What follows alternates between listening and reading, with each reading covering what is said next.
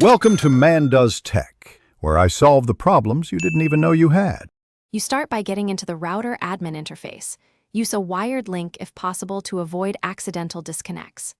Once connected, open your browser and enter the router IP you noted, then log in with admin credentials.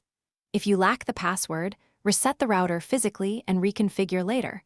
Only do this if you can re-enter settings. Make sure your own device stays connected so you don't lock yourself out mid-process. Once inside the admin panel, navigate to the connected devices or client list. Different routers label it differently. Scan entries and identify the target device by MAC address, hostname, or its current IP. Cross-check with the device itself to avoid removing the wrong client. If multiple entries represent the same device, remove all associated entries. Make a quick list of devices to keep, so you don't accidentally. Now remove the device. Select it and choose the block or remove option. Some routers call it blacklisting or MAC filter. Once you apply changes, save and reboot the router if the interface requires it to enforce the rule.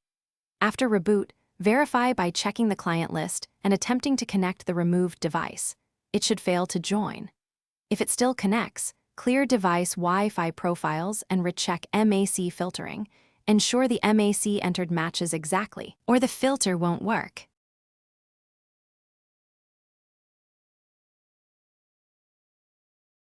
Thanks for watching. If you found this helpful, don't forget to like and subscribe.